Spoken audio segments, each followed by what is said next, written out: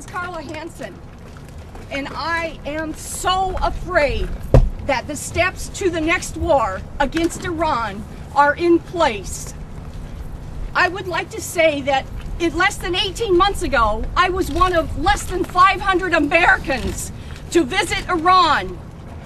During that time, I stood in Imam Square in Isfahan among 50,000 Iranians. I want to read to you the real truth about Iran. These are President Ahmadinejad's words to President Obama on the occasion of Nowruz. The esteemed President of the United States sent us this message. His first point was that the Iranian nation has an old and rich culture. Well, this is nice to acknowledge our history and civilization, Ahmadinejad said. The second point he made was that the world can benefit from this rich history and tradition. This too was a good thing to say. The third point was that the Iranian community in the U.S. has made valuable contributions to the progress of American society. President Obama then said, Iran needs to find its rightful place in the community of nations. But he added that Iran should understand that this cannot be accomplished by nuclear weapons or military means. Well, he said. Look who is talking! My friend, you are simply repeating back what we have been saying for 30 years. As an aside, Iran has not attacked another nation in over 250 years.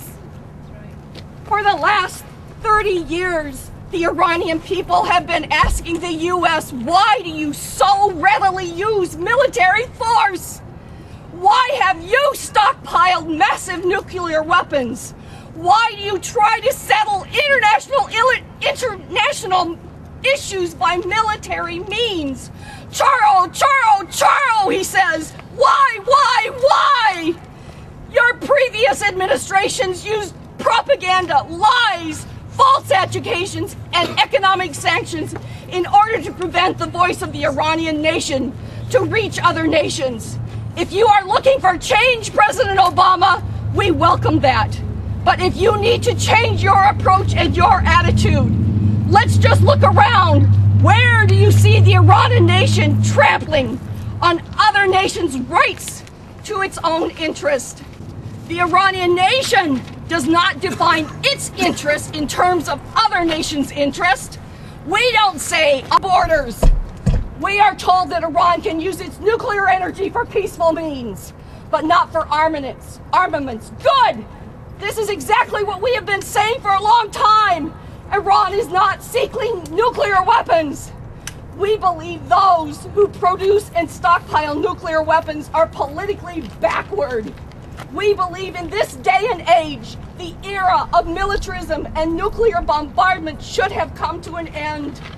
We consider our nuclear energy program a non-issue, as it is our right under international law. Our message is that you have no right to interfere in other nations' internal affairs or tell other people how to live. You have said that you are willing to enter a dialogue with Iran.